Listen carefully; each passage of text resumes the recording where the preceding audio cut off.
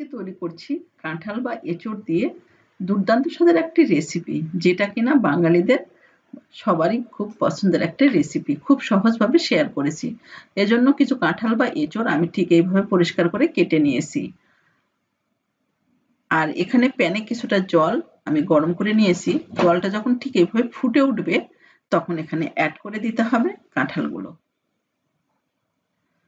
এরপর এখানে দিতে হবে লবণ।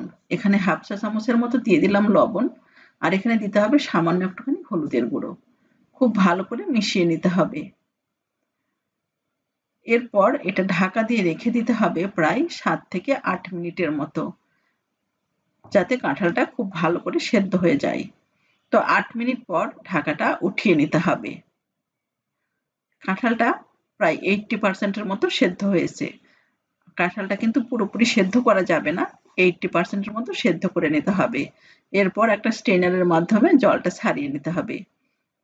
তো খুব ভালো করে জলটা ছাড়িয়ে আমি একটা প্লেটে কাঁঠালগুলো তুলে নিচ্ছি। আর এখানে 2 টেবিল চামচের মতো তেল দিয়ে দিলাম।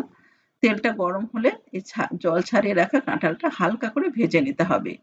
খুব বেশি করে কড়া করে ভাজার প্রয়োজন নেই।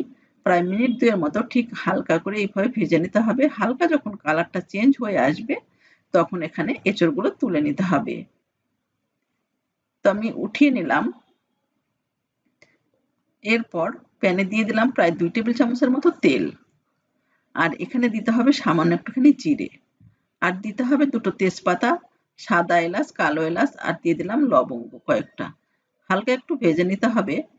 এরপর দিয়ে দিচ্ছি এখানে পেঁয়াজের পেস্ট 1 কাপের মতো দিলাম। মিডিয়াম হিটে পেঁয়াজগুলো 3-4 মিনিটের মতো ভেজে নিতে হবে, পেঁয়াজের রসটা শুকিয়ে যাওয়া পর্যন্ত।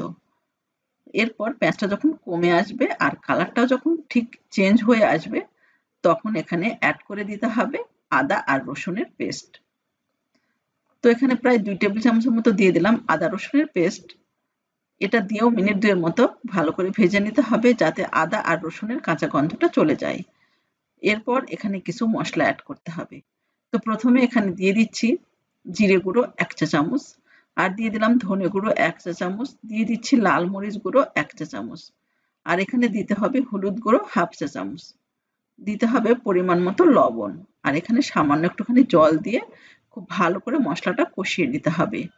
মিডিয়াম হিটে প্রায় 3-4 মিনিটের মতো এইভাবে অনবরত নাড়তে হবে মশলাগুলো, যাতে প্যানে লেগে না যায়। এরপর মশলাগুলো কষিয়ে নেওয়ার পর এখানে অ্যাড করে দিতে হবে টমেটো পেস্ট। আমি এখানে প্রায় 2টো টমেটো খুব ভালো করে পেস্ট করে দিলাম। এটাও প্রায় 3-4 মিনিটের মতো কষিয়ে নিতে হবে, যাতে টমেটোর কাঁচা গন্ধটা চলে যায়। এরপর এখানে ভেজে রাখা কাঁঠাল বা এঁচোড়টা দিয়ে দিলাম।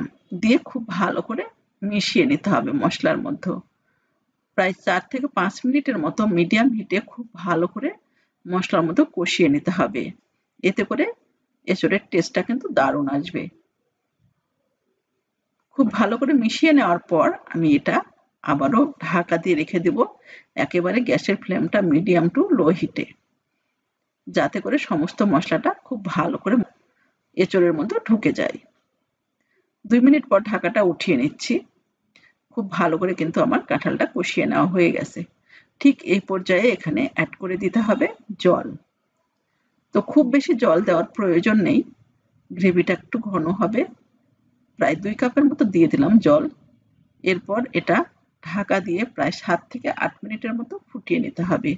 8 মিনিট পর ঢাকাটা উঠিয়ে নিতে হবে। আর এখানে দিয়ে দিতে হবে চিনি হাফ চা চামচের মতো। যেহেতু দিয়েছিলাম টমেটো, তো ব্যালেন্সটা ঠিক রাখার জন্য অবশ্যই কিন্তু চিনি দিতে হবে। আর দিয়ে দিলাম একটু গরম মশলার গুঁড়ো 1 চা চামচের মতো, দিয়ে খুব ভালো করে মিশিয়ে নিতে হবে। প্রায় 2 মিনিটের মতো এইভাবে হালকা একটু ফুটিয়ে নেওয়ার পর গ্যাসটা বন্ধ করে নামানোর ঠিক আগ মুহূর্তে এখানে দিয়ে দিতে হবে ঘি 1 টেবিল চামচের মতো। দিয়ে খুব ভালো করে মিশিয়ে নিতে হবে, যাতে সুন্দর একটা ফ্লেভার আসে। তো একদম কিন্তু আমার এই পর্যায়ে রেডি কাঁঠালের এরকম একটা রেসিপি। অবশ্যই এইভাবে ট্রাই করবেন। আর এটা কিন্তু গরম ভাতই শুধু নয়, রুটি এবং পরোটার সঙ্গেও খেতে পারেন। আশা করছি রেসিপিটি আপনাদের ভালো লাগবে। ভালো লাগলে লাইক, কমেন্ট এবং শেয়ার করে পাশে থাকবেন।